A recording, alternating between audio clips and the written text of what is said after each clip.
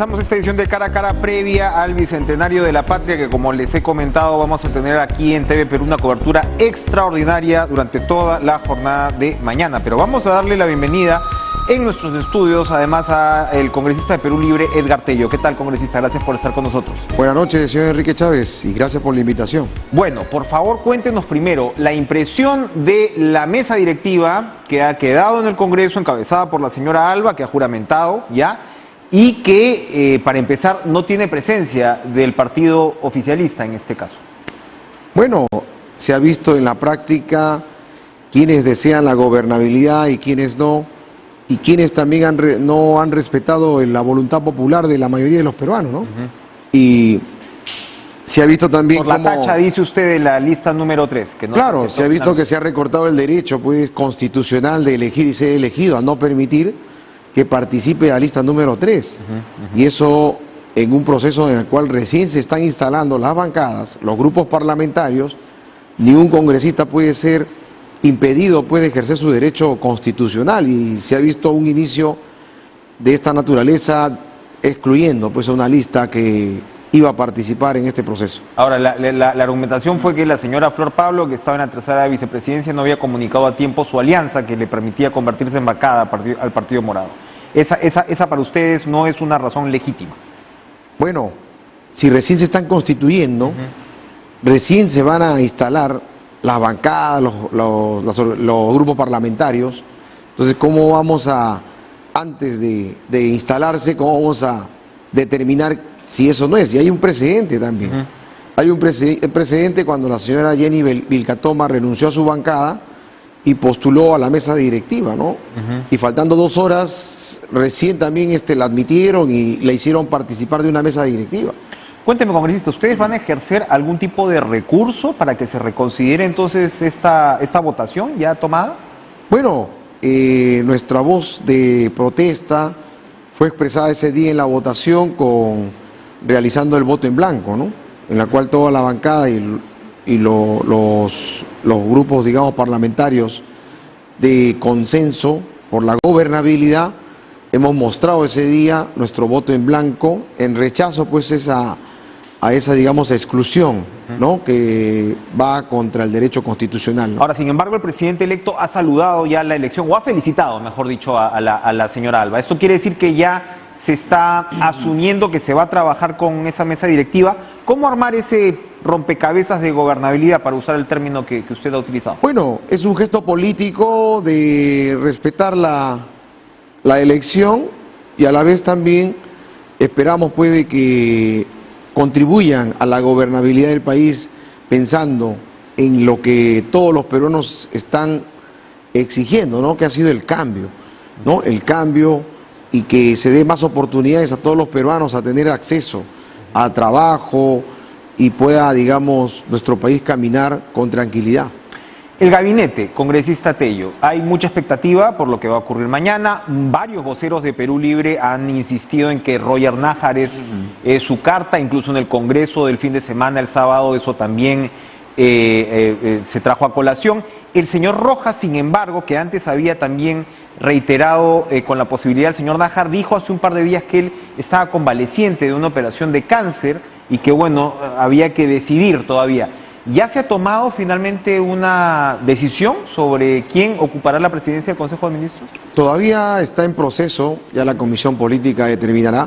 Hay varias propuestas en las cuales una de ellas es la del señor Nájar, ¿no? Pero todavía está en evaluación de la Comisión Política para que pueda determinarse, ¿no? ¿La Comisión Política es integrada por? Bueno, en este caso el profesor Pedro Castillo, ¿no? Que es parte del Ejecutivo, ¿no? ¿Está el señor Cerrón ahí en la Comisión Política? No, bueno, al referirme a Comisión Política me refería a la representatividad del profesor Castillo, ¿no? El Ejecutivo, en otras palabras.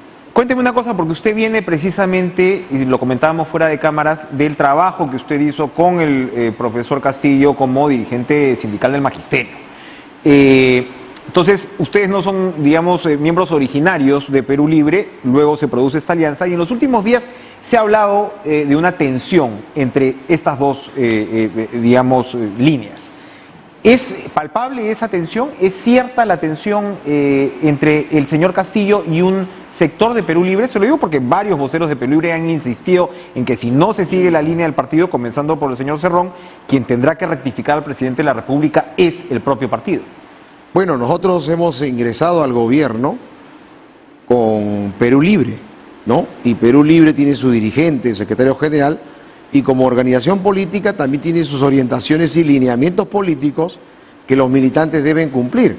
Y en ese sentido es tarea y es el deber de los militantes estar vigilantes en que se realicen pues el trabajo que establece el plan del bicentenario, el plan de gobierno, ¿no? Entonces, para garantizar que los compromisos anunciados, la población los vaya, digamos, recibiendo como se ha expresado en la campaña. El partido congresista tiene entonces un papel en el gobierno, porque en los últimos días también se ha discutido, ¿no? Si constitucionalmente o si en la estructura de gobierno el partido como tal tiene un papel. Se han recordado casos pasados, digamos, de presión partidaria, por ejemplo, en el primer gobierno de Alan García, que ya sabemos qué pasó allí, ¿no? Y otros casos. Yo recordaba incluso en lo de PPK hubo presión partidaria, pero la verdad no como la que hemos visto, al menos mediáticamente, en estos días por parte de Perú Libre. ¿Cómo observa usted aquí? O sea, el profesor Castillo va a gobernar o va a gobernar, digamos, en mancuerna con el partido? Bueno, en estos últimos días la prensa ha tratado pues de generar una desinformación a ciertos rumores de enfrentamiento. Hacen su esfuerzo a los dirigentes de Perú Libre, digamos, ponen de su parte. Estamos en un partido democrático, en un país democrático donde todos los militantes, dirigentes tienen derecho a opinar, ¿no? Y en debates, en congresos se definen al final los acuerdos y parte de la organización son las contradicciones. Y eso no quiere decir que haya fricciones o haya, digamos, que la gente esté descontenta, ¿no? Sino es parte del proceso y de acá en adelante se va a ir, digamos, vislumbrando ya en la práctica con el nuevo gobierno del profesor Pedro Castillo. Se verá, de hecho, mañana con la conformación del gabinete para empezar. Usted hablaba de cambios y voy a, digamos, insistir en el tema con el señor Cerrón. Acaba de tuitear, eso no ha sido la prensa, el señor Cerrón acaba de tuitear que Pedro Franque, voceado como ministro de Economía, habla mucho de la necesidad de tener funcionarios de alto nivel, de primer nivel, y eso, dice Cerrón, suena a Chicago Boys, que ya hay que tener confianza, digamos, para asumir. ¿Cómo observa usted lo que va a ser la línea económica, que es, digamos, una de las principales preocupaciones, ¿no?, de los actores financieros en estos momentos? ¿Franque va a ser el ministro de Economía? Son propuestas que están en evaluación y que ya el Ejecutivo lo determinará, ¿no? Obviamente que cada uno tiene su propuesta, su opinión, pero no necesariamente esas son las versiones oficiales. Ya el profesor Pedro Castillo anunciará, ¿no?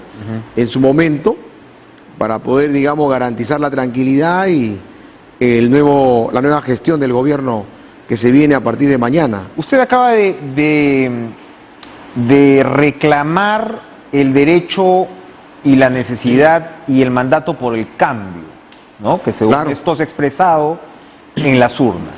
¿Cómo se procesa ese cambio? Cuando hablamos de cambio, ¿de qué estamos hablando en términos de la estructura del país? Por ejemplo, hay más de 25 años que estamos en un modelo económico neoliberal y sin embargo hay el boom económico, que estamos en positivo, pero ese boom no se ha visto reflejado en la población. Si no, veamos los asentamientos humanos aquí de Lima Metropolitana, que no tienen agua, no tienen desagüe, no tienen internet, no tienen servicios básicos. Entonces, no se está reflejando ese crecimiento económico con la atención a la población. Se ve otros sectores como educación. En esta emergencia sanitaria se ha visto también el abandono a nuestros alumnos. No tienen herramientas tecnológicas, tablet, laptop, su celular que no corresponde, no tienen conectividad a internet. Entonces, eso merece atención y merece también mayor profundización del cambio en ese sentido. La salud, ni hablar, ¿no? Un sistema de salud colapsado, no hay plantas de oxígeno, no hay camas UCI, no hay salud preventiva. Entonces, todo ello me parece que la población lo ha percibido como que hay un abandono, ¿no?, del gobierno de turno como parte de la política de Estado y que merece ser tratado. La población en los asentamientos humanos, ¿qué necesita? El título de propiedad para poder, digamos, generarle también su tranquilidad a la familia y puedan hacer sus gestiones que realmente necesitan. Entonces, todo ello merece o no merece de cambiarlo. Yo creo que la población, no solamente en Lima, sino en todo el país. Ahí toca usted un punto muy importante porque son 2 o 3 temas que realmente deberían estar arriba de la agenda, más allá, por supuesto, de la pandemia, que es la prioridad absoluta ahora mismo. Pero se toca el tema de agua y saneamiento, y desde la otra orilla hay críticos que señalan, oye, el Estado tiene el monopolio del agua y el saneamiento, no solamente Sedapal, y se lo digo porque usted acaba de mencionar la posibilidad de que Sedapal, por supuesto, puede invertir en agua mineral, ¿no? Y competir con empresas privadas.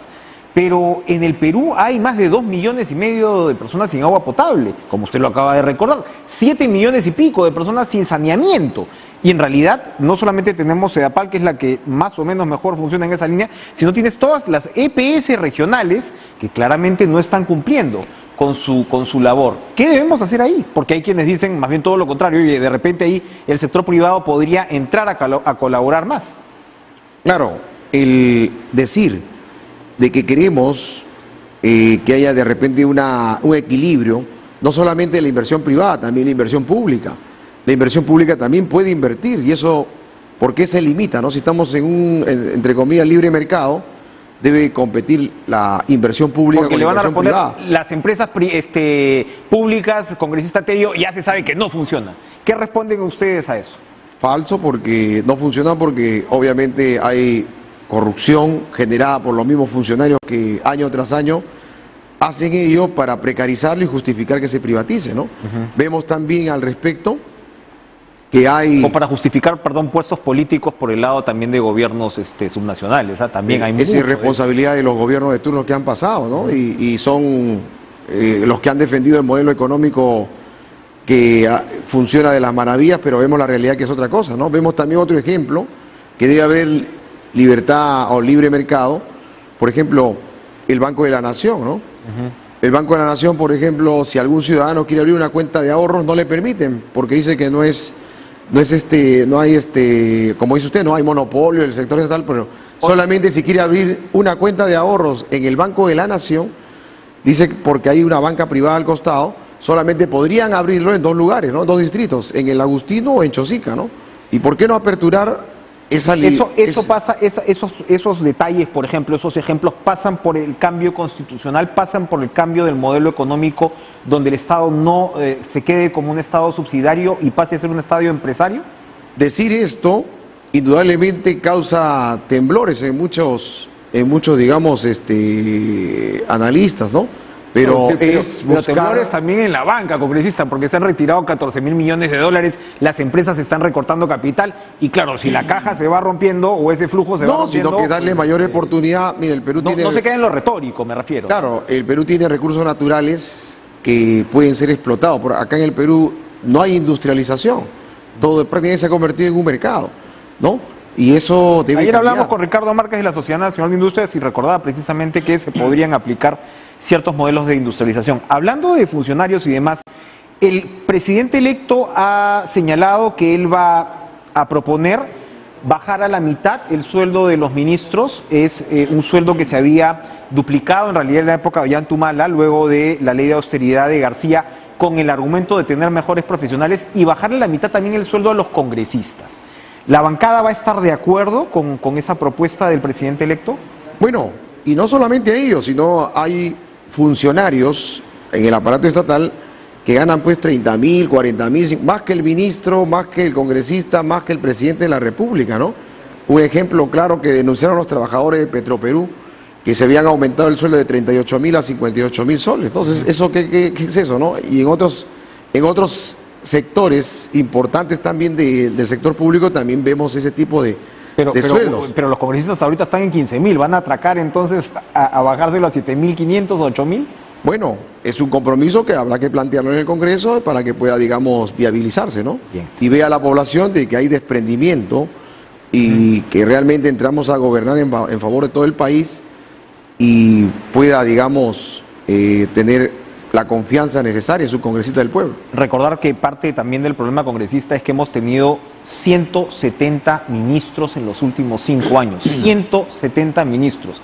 Uno se pregunta si ahí el problema viene por el lado de los sueldos, como está señalando, o por el lado de una rotación con la cual no hay forma de que funcione un Estado, ¿no? También. Ojalá se tome en cuenta eso también. Bueno, hay que reestructurarlo y replantear las cosas, ¿no? Bien, congresista Edgar Tello, gracias por la visita. No, muchas gracias. Un gusto recibirlo en nuestros estudios. Vamos a hacer una